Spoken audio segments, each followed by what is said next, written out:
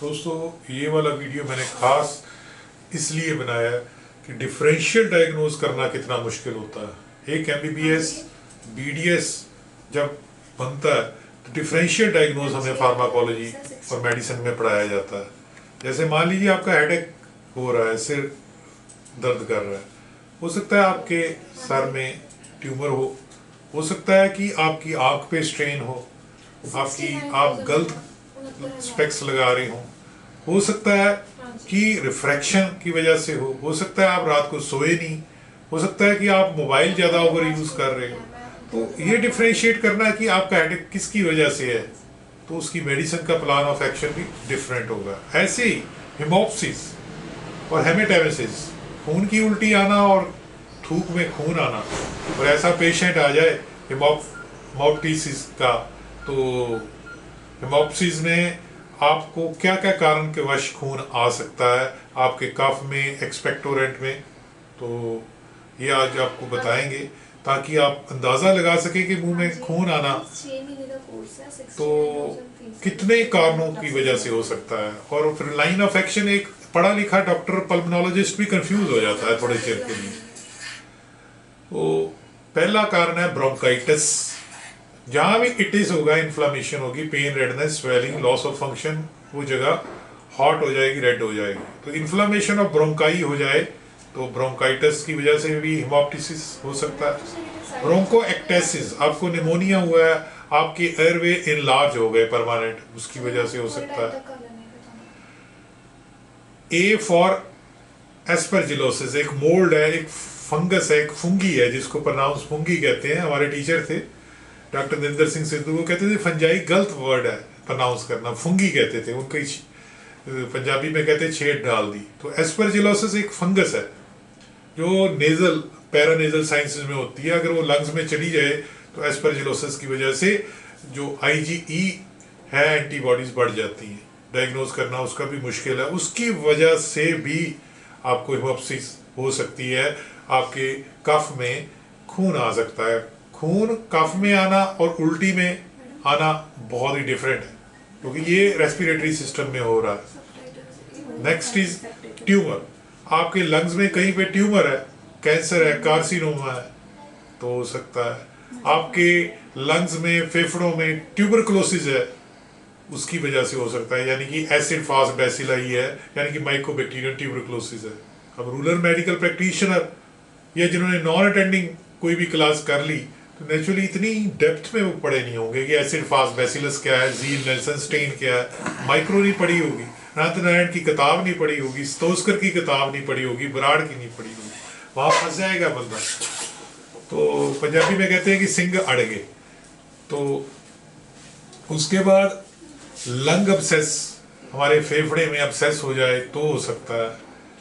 Next है कि emphysema की वजह से या एम्फीइमा की वजह से ये हो सकता है, आपके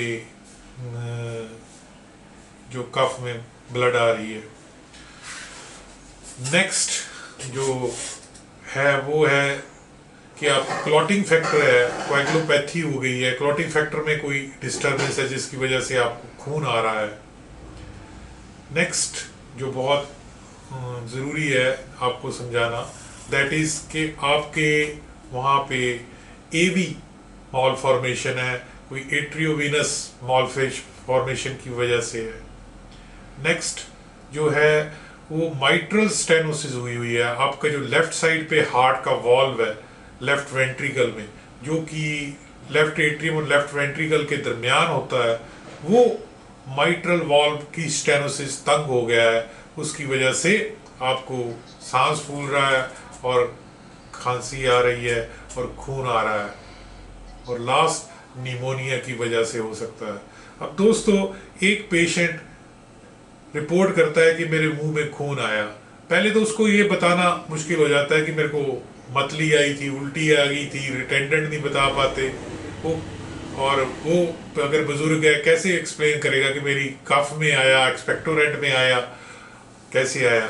अब नेचुरली अब डिफरेंशिएट डायग्नोज करने के लिए डॉक्टर को बड़ा होता है कि यार ये बंदा कह रहा है कि खून आया मुंह में खून आया, तो क्या इसकी एंडोस्कोपी कराएं, कि इसकी जीआईटी में कोई अल्सर है, कोई स्ट्रेस की वजह से है, कोई बैक्टीरिया की एच पाइलोरी की वजह से है, कोई कार्सिनोमा है, या अल्कोहल ज़्यादा रहता है, या स्पाइसी फूड ज़्यादा खाता है, या पेप्टिक अल्सर है, या फिर इसकी ब्रोंकोस्कोपी कराएं और कि इसके फेफड़ों की तरफ जाएं। अब पल्मोनोलॉजिस्ट की तरफ भी जा सकता है बंदा और गैस्ट्रोएंटरोलॉजिस्ट की तरफ भी जा सकता है।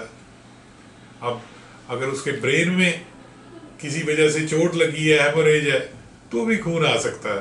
तो दोस्तों कई कारण होते हैं जिससे डिफरेंशियल डायग्नोज एक क्वालिफाइड डॉक्टर भी नहीं कर सकता। दोस्तों ये जो मेरी एजुकेशनल वीडियो है इसको कतई भी आपने इस्तेमाल नहीं करना अपनी प्रॉब्लम को सॉल्व करने के लिए। आपने अपने नज़दीक के जो भी रजिस्टर्ड क्वालिफाइड मेडिकल प्रैक्टिशनर हैं उनसे फिजिशियन जो है उनसे राब्ता कायम करना है। ये सिर्फ एजुकेशनल वीडियो है दोस्तों। ऐसे ही जो रूरल एरिया में मेडिकल प्रैक्टिशनर बैठे हैं उनको डिफरेंशियल डायग्नोज के बारे में इतनी डिटेल में नहीं पता होता, तो कई बार मैं उनको बताता हूँ कि BMS अल्टरनेटिव मेडिसिन का क्या फ़ायदा ऐसा, तो वो कहते हैं सर आप अल्टरनेटिव मेडिसिन के बारे में क्या जानते हो। तो मैं उनको कहना चाहूँगा कि डिफरेंशियल डायग्नोज एक छोटा सा मैंने टिप ऑफ आइसबर्ग लिया है समुद्र से और टाइटैनिक बाहर आ गया पूरा। एक छोटी सी चीज हमने झलक दिखलाजा वाली बात की है, रमेश रेशमिया वाली, तो इतनी चीजें बाहर आ गई। एक छोटी सी छिपली निकाली है, पूरा का पूरा सांप अजगर निकल आया बाहर, एनाकोंडा निकल आया। तो दोस्तों समझिए, किसी की जिंदगी के साथ मत खेलिए, एजुकेशन को बढ़ाइए, वीडियोस को अपडेट देखते रहिए हेल्थ अवेयरनेस पे, ताकि आपको पता लगे differential diagnose, pathogenesis, sequelae, complication, pharmacology, action, pharmacokinetics, dynamics क्या चीज होता है और मैकेनिज्म ऑफ एक्शन क्या होता है। अच्छा लगा तो लाइक करना, सब्सक्राइब करना और शेयर करना हमारा channel Baba Deep Singh institute channel. हमारा व्हाट्सएप नंबर है 9872468540। कतई भी वीडियो पे कमेंट मत कीजिए, व्हाट्सएप पे कमेंट कीजिए ताकि आपकी प्राइवेसी बनी रहे और हमें भी पता लगता रहे कि आपने क्या चीज बोली है और हम उसको फौरन रेक्टिफाई करें, क्योंकि बहुत चांसेस होते हैं कि मसरूफियत की वजह से हम आपसे वो चीज बता नहीं पाते और इनमें स्क्वेंजर्स आ जाते हैं। कोई और आ गया इंस्टीट्यूशन, फ्रॉड, फेक, वो आपको राय गलत दे देता है, आप समझते हो हमारी तरफ से हुआ है। तो दोस्तों ये ध्यान रखिए, कमेंट्स हमने डिसेबल नहीं किए, इनेबल किए, इसका ये मतलब नहीं कि आप थोड़ा सा ऐड कीजिए, व्हाट्सएप नंबर ऐड कीजिए और उस पर कमेंट कर दीजिए कि सर ये चीज़ नहीं समझ आई या ये चीज़ पे कुछ होना चाहिए। हमारी वेबसाइट जरूर देखिए www.paramedicalindia.com। हमारी कोई भी इंडिया में या अंतर्राष्ट्रीय लेवल पे कोई भी एट करंट ब्रांच नहीं है। अगर कोई कहता है मिलते जुलते नाम कोई रखते हैं, रतिया में रखता है, लखनऊ में रखता है, फिरोजाबाद में रखता है, फिरोजपुर में रखता है या खन्ना में रखता है, तो वो खुद जिम्मेवार होगा। बाकी जितनी भी RTI हैं उसके कॉपीराइट रिजर्व हैं, उनसे मत खेलिए, कमर्शियल कंटेंट को ना बेचिए, आप खुद जिम्मेवार होंगे। धन्यवाद।